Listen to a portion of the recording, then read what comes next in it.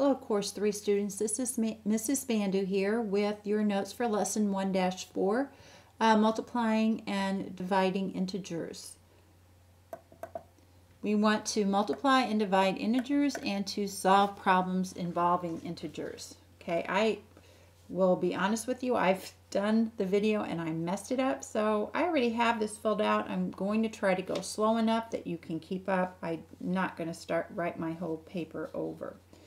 Okay, so first of all, multiplying two integers is what we'll look at as a key concept. The product of two integers with the same sign is positive.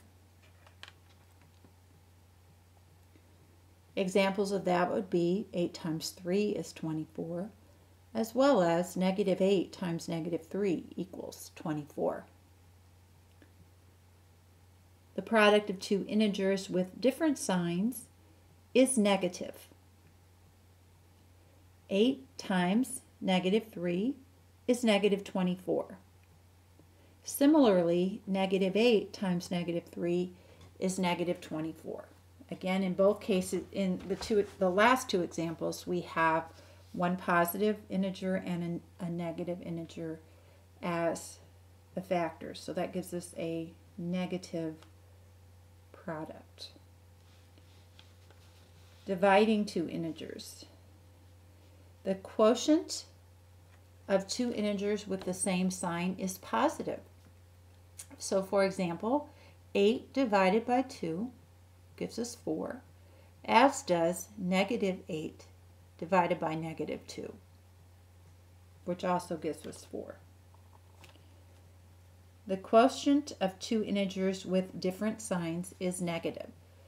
So my examples to illustrate this might be negative 8 divided by 2 is negative 4, and 8 divided by negative 2 is also negative 4. So we see right here, to sum it up, that basically the product or quotient of two integers with the same sign is positive. The product or quotient of two integers with different signs is going to be negative. An additional vocabulary term that we need to be aware of is inverse operations, and they are operations that undo each other. For example, multiplication and division. Multiplication and division undo each other. If I said 7 times 3 is 21, I can undo the multiplication by 3 by saying 21 divided by 3 is 7. So it undid that. So that's why we call them inverse operations. Okay, moving on to our examples. If we want to simplify the expression, and remember, simplify means to combine or do as much math as we possibly can and give the expression in its simplest form possible. So negative 11 times 2 times negative 1. Okay, so first off, we see that negative 11 and 2 have different signs. So the product is negative, which results with a negative 22. Next step is to multiply negative 22 times negative 1. And those two numbers both have the same sign, so their product is positive. So when I simplify the given expression, it is positive 22, or just 22. We don't have to say positive in front of it. Okay. And then here is a quick check question for you to do now, or if you wish to pause the video, or you may do it later, whichever is your preference. And we're going to go on to the next page. And looking at dividing integers. A diver descends 80 feet in 4 minutes. What is the diver's rate of descent? Okay, so first let x represent a descent of 80 feet.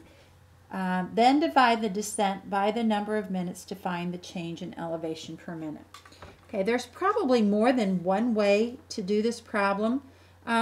If it's a descent of 80 feet, I think of this as being a negative value, so I filled in with negative 80. And I'm going to divide that time over 4 minutes. So negative 80 divided by 4 equals x. Here, the quotient of two integers with different signs is negative, so x equals negative 20. Someone else might say 80 divided by 4 is 20 and get 20 as their answer. But if you, depending on how you then word your answer, it's to me reasonable that you might look at it a couple of different ways. If you have it in a statement, the diver descends an average of 20 feet per minute. Descends means, tells you that he's going down, all right? So that would imply the negative. Or at the rate of negative 20 feet per minute, that might be another way of saying it. So somewhat, personally, I think the correct answer is a little bit flexible depending upon how it's worded and the context in which it's taken. Okay, now here comes the part where I didn't mess up, so I will continue. Again, if I have gone too fast, remember you can always pause and go back and rewind if you need to. So please do that if you need to. All right, number 3, evaluating an algebraic expression. Evaluate y divided by the quantity x minus y minus zy for x equal to 6, y equal to 9, and z equal to negative 2. So the first thing I want to do is I want to substitute in. I'm going to substitute 6 for x, 9 for y, and negative 2 for z. Okay. And sometimes it's helpful to circle those in the problem because there's a lot of writing going on there, so it might be helpful. So now I'm going to fill in. For y, I'm going to write in 9. Then I have x, which is 6. Another y, which is 9. And then the product of z and y, which is going to be negative 2 times 9. Okay. And I'm putting the negative 2 in parentheses. Well, actually, I didn't have to write my own. They were already there. I do want to do that. It's a habit to get into when you have an operational sign and the sign on an integer. Okay? So according to order of operations, this is in parentheses. So the first thing I want to simplify is 6 minus 9. And 6 minus 9 gives me the result of negative 3.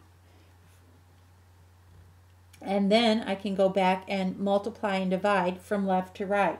So as I start going, I first see division. So 9 divided by negative 3 gives me negative 3, because positive divided by negative is negative. Subtract the product of negative 2 times 9, which is negative 18. Okay, so I'm going to subtract. Remember, to subtract an integer, I add its opposite. So the real problem that I'm working is negative 3 plus 18. The difference of 18 and 3 is 15.